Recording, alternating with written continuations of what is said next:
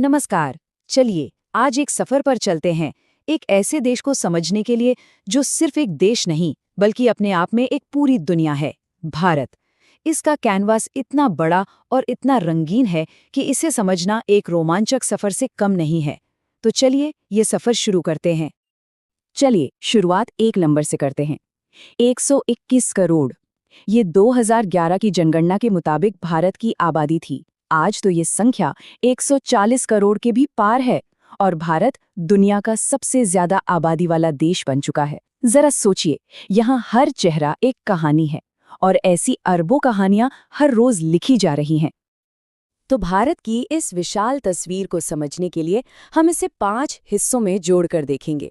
सबसे पहले इसकी जमीन, फिर इस पर बसने वाले लोग, फिर उन्हें एक साथ रखने वाला शासन, देश को चलाने वाली अर्थव्यवस्था और आखिर में वो विरासत जो इस राष्ट्र की आत्मा है। तो चलिए शुरुआत करते हैं पहली और सबसे बुनियादी चीज से, जमीन। आखिर किसी भी देश की कहानी सही मायनों में उसके भूगोल से ही तो शुरू होती है ना?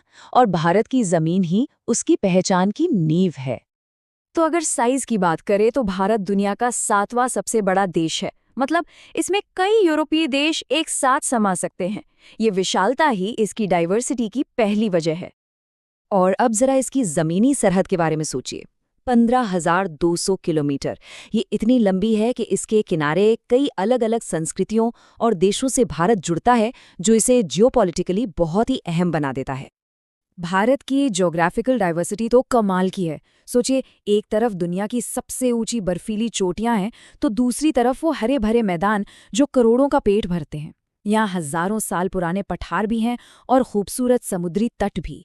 सच में एक ही देश में मौसम और नज़ारों के कितने ही रूप देखने को मिलते हैं। तो ये तो बात हुई जमीन की, लेकिन किसी भी जमीन को देश कौन बनाता है? उस पर रहने वाले लोग। तो चलिए अब मिलते हैं भारत के लोगों से, जिनकी 1 अरब से ज्यादा कहानियां हैं। जैसा कि हमने शुरू में ही देखा था, भारत आज दुनिया की सबसे बड़ी आबादी वाला देश है। और ये सिर्फ एक नंबर नहीं है, ये करोड़ों उम्मीदों, सपनों और टैलेंट का एक महासागर है जो भारत के भविष्य को आकार देंगे। भारत की एक और बड़ी पहचान है इसका मल्टी रिलीजियस होना। मतलब यहाँ की लगभग 80% आबादी हिंदू है, तो वहीं दुनिया की सबसे बड़ी मुस्लिम आबादियों में से एक भारत में ही रहती है। इनके साथ साथ ईसाई, सिख, बौद्ध, जैन और न जाने कितने ही दूसरे धर्मों के लोग सदियों से एक साथ रहते आए हैं। और यही मेलजोल भारत के समाज की सबसे बड़ी खूबी और हाँ, कभी कभी चुनौती भी बनता है। अब ये 2 आंकड़े देखते हैं, 2011 के हैं, पर समाज की एक अहम झलक देते हैं। एक तरफ है लिंगानुपात, यानी हर 1000 पुरुषों पर 943 महिलाएं, जो सामाजिक संतुलन की एक चुनौती को दिखाता है। वहीं दूसरी तरफ 74% की साक्षरता दर, ये दिखाती है कि देश ने शिक्षा में एक लंबा सफर तय किया है। लेकिन हाँ, मंजिल अभी भी दूर है। तो सवाल ये उठता है कि इतनी बड़ी और इतनी अलग अलग तरह की आबादी एक साथ कैसे रहती है? इसका जवाब छिपा है शासन के ढांचे में, जो दुनिया के सबसे बड़े लोकतंत्र की नींव है। भारत की शासन व्यवस्था का आधार है पार्लियामेंट्री डेमोक्रेसी। आसान भाषा में कहें तो देश को चलाने के नियम कानून संविधान में लिखे हैं और सरकार वो लोग चलाते हैं जिन्हें जनता चुनकर भेजती है।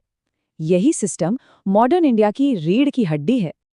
और ये डेमोक्रेसी, ये हमें रातों रात नहीं मिली। इसके पीछे एक लंबी कहानी है। देखिए, पहले ब्रिटिश राज के खिलाफ दशकों तक आज़ादी की लड़ाई लड़ी गई और फिर जब आज़ादी मिली तो उसे सही मायने में मजबूत बनाने के लिए 1950 में भारत का संविधान लागू हुआ, जिसने इसे एक संप्रभु गणराज्य बनाया। जैसे हर देश की अपनी पहचान होती है, वैसे ही भारत के भी कुछ खास सिंबल्स हैं। हमारा तिरंगा, जो देश की एकता और शांति का प्रतीक है, या फिर सारनाथ का अशोक स्तंभ, जो हमें सच और धर्म के शासन की याद दिलाता है।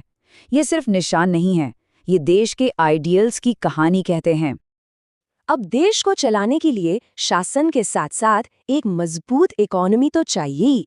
तो चलिए देखते हैं कि भारत का आर्थिक इंजन कैसे काम करता है और इसने खेती किसानी से लेकर इंफॉर्मेशन टेक्नोलॉजी तक का सफर कैसे तय किया।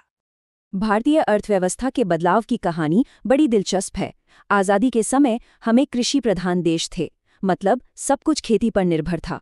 फिर 60 के दशक में आया ग्रीन रेवोल्यूशन, जिसने देश को खाने पीने के मामले में आत्मनिर्भर बनाया। और बस इसी नींव पर फिर एक एक करके बड़े बड़े उद्योगों की इमारत खड़ी हुई। आज भारत की इकोनॉमी कई मजबूत पिलर्स पर खड़ी है। एक तरफ है ट्रेडिशनल इंडस्ट्रीज जैसे लोहा, इस्पात और कपड़ा, जो लाखों लोगों को रोजगार देते हैं।